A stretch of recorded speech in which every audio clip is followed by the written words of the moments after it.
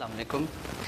آج ہم live session کے اندر ان کوشچنس کو ایڈریس کریں گے جو کہ ڈائبٹیز کے حوالے سے لوگوں کے ذہن میں آتے ہیں اور کبھی کبھار ان کی حقیقت ہوتی ہے, کبھی کبھار ایسا ہوتا ہے کہ وہ ایسے کوشچنز ہوتے ہیں جو کہ محض ایک خیال کے اوپر ان کی بنیاد ہوتی ہے. تو ون بائی ون ہم کوشچنس کو لیتے ہیں اور آگے چلتے ہیں کہ کس طریقے سے ان کوشچنس کو دیکھ کر اس سے کس طریقے سے فائدہ حاصل کیا جا سکتا ہے. ہمارے پاس پہلا کوشچن جو آیا تھا ہمارے پارٹیسپینٹس میں سے جن کا ہم نے لنک تھرو شیئر کیا تھا, تو انہوں نے لنک کے تھرو سے ہمیں جتنے بھی اپنی کنسرنز اینڈ کوئریز تھیں وہ اسے اپڈیٹ کیا تھا. پہلا کوشچن یہ ہے کہ ڈائبٹیز کے اندر یا وداؤٹ ڈائبٹیز شوگر کا نارمل لیول کیا ہونا چاہیے ایک نارمل انسان کے اندر. دیکھیں, نارمل شوگر کا لیول دو طریقے سے ہم ڈیوائڈ کرتے ہیں. ایک ہے وہ شوگر کا لیول جو ناشتے سے پہلے کا ہوتا ہے جس کو فاسٹنگ کا شوگر کہتے ہیں. فاسٹنگ شوگر آئیڈیلی اسپیکنگ 100 سے کم ہونا چاہیے, جو کہ جنرل پاپولیشن ہے جس کو ڈائبٹیز نہیں ہے. اس کی جو ٹارگٹ ہے وہ یہ ہے کہ 100 ملی گرام پر ڈیسی لیٹر سے اس کا جو شوگر لیول ہے وہ اس سے نیچے ہونا چاہیے. تو ہم ایسے مریضوں کو کہتے ہیں کہ ان کو ڈائبٹیز نہیں ہے. آن دا کنٹرری جو لوگ پہلے سے ڈائبٹک ہیں ان کے لیے جو شوگر کی آپٹیمم رینج ہے یا ٹارگٹ ہے وہ تھوڑی سی ریلیکسیشن ہے, اور اس کے اندر 130 یعنی 70 to 130 اگر جس کی اگر شوگر لیولز ہیں فاسٹنگ کے اندر, تو اس میں یہ سمجھا جائے گا کہ اس کی شوگر جو ہے وہ کنٹرولڈ ہے.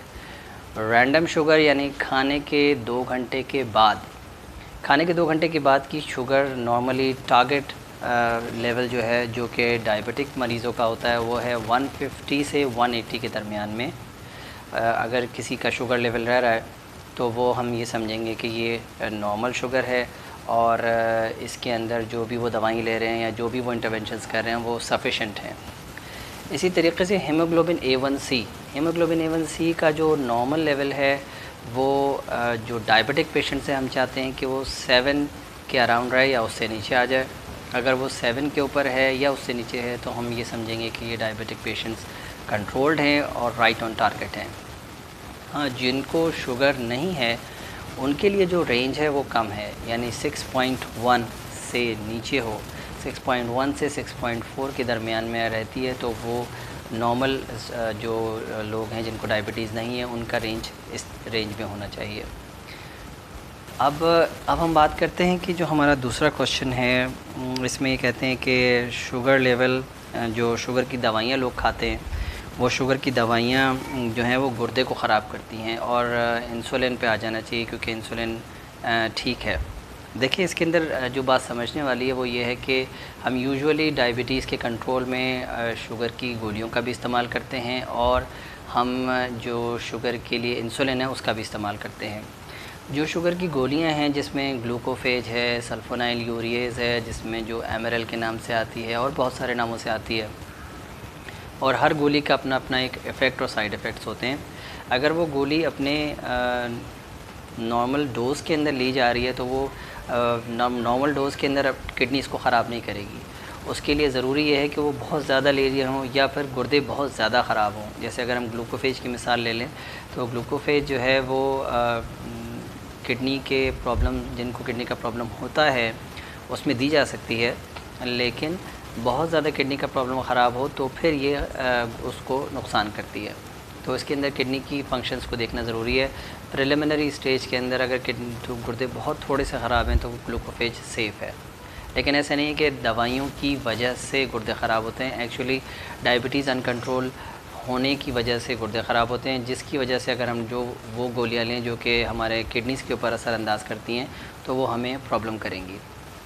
اسی طریقے سے انسولین ہے, انسولین بہتر ہے اس حساب سے کہ اس کی ڈوزز ہم اوپر تک لے جا سکتے ہیں. اسی طریقے سے ہم اس میں کنٹرول بہتر کر سکتے ہیں.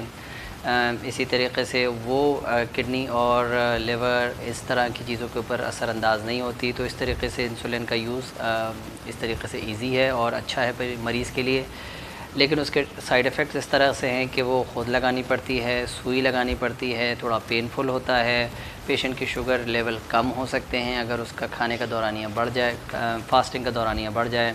تو یہ ساری چیزیں جن کا خیال رکھنا پڑتا ہے. تو ہر چیز کو اس کے پروز اینڈ کونس کے ساتھ دیکھ کر ایک صحیح کنسلٹنٹ کے ساتھ فزیشین کے ساتھ ان کانٹیکٹ میں رہتے ہوئے شوگر کا کنٹرول، بہتر شوگر کا کنٹرول ممکن ہے۔ اسی طریقے سے دوسرا کوشچن یہ ہے کہ کیا ہمیں کیسے پتہ چلے گا کہ ہمارے کڈنیز صحیح کام کر رہے ہیں یا نہیں کام کر رہے، یا شوگر اگر بڑی ہوئی ہو تو وہ کن کن چیزوں کو خراب کرتی ہے؟ شوگر جب بڑی ہوئی ہو تو وہ ہمارے کڈنیز کو اثر انداز کرتی ہے، شوگر جب بڑی ہوئی ہو تو وہ ہماری آئیز کو پرابلمٹک کرتی ہے، اسی طریقے سے شوگر اگر بڑی ہوئی ہو تو وہ ہمارے جو نروز ہیں ان کو اثر انداز کرتی ہے۔ جب کڈنی کو اثر انداز کرے گی تو یوزولی اس کا سائن یہ ہوتا ہے کہ لوگوں کے اندر یورین بننا کم ہو جاتا ہے اگر بہت زیادہ خراب ہو، اسی طریقے سے ان کے ہاتھ پاؤں میں سوجن آنا شروع ہو جاتی ہے، تھکاوٹ بہت زیادہ ہونا شروع ہو جاتی ہے، وزن بہت جلدی اور تیزی سے گرنا شروع ہو جاتا ہے۔ ہاؤ ایور یہ شوگر کی ایسی علامات ہیں جو کہ اگر کڈنی اثر انداز ہو رہی ہے تو یہ ہو بھی سکتی ہیں اور یہ نہیں بھی ہو سکتی ہیں، یعنی ایسا بھی ہو سکتا ہے کہ شوگر کی وجہ سے گردے خراب ہو رہے ہوں اور اپیرنٹلی آپ کو یہ سائنز انیشلی مینیفیسٹ نہ کریں، یہ ظاہر نہ ہوں، تو اس لیے ضروری یہ ہے کہ کڈنیز کے فنکشن کرانا ریگولر طور پر ضروری ہے، 3 منتھس 6 منتھسلی ڈپینڈ کرتا ہے کہ آپ کی کڈنی کے فنکشنز کیسے ہیں، تو ہمیں اندازہ ہوگا کہ ہمارے یہ کڈنی صحیح کام کر رہی ہے یا نہیں کام کر رہی۔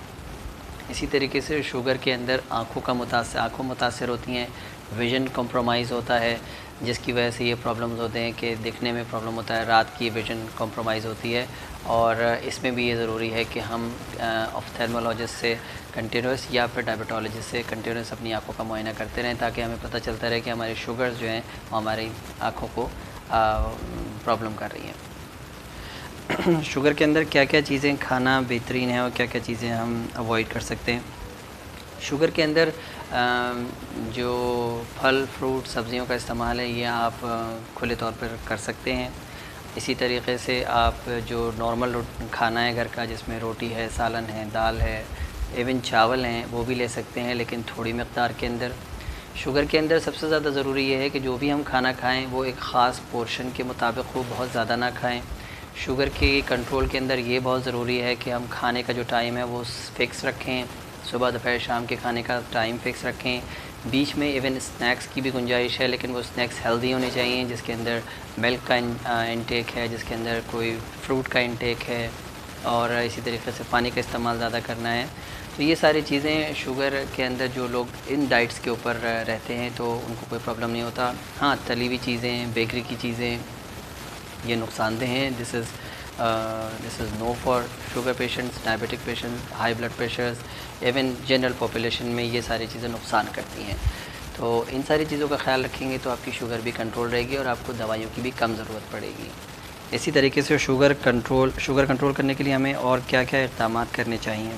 شوگر کنٹرول کرنے کے لیے آپ کو ڈائبٹیز کے اندر ڈائٹ کا استعمال ایسا رکھنا چاہیے جو کہ بیلنس ہو، جس کی ہم نے ابھی بات کی، جس میں پھل فروٹ سبزیوں کا استعمال اور نارمل غذا جو گھر کی ہوتی ہے وہ لیں، پروپورشن میٹ لیں، فکس میٹ لیں۔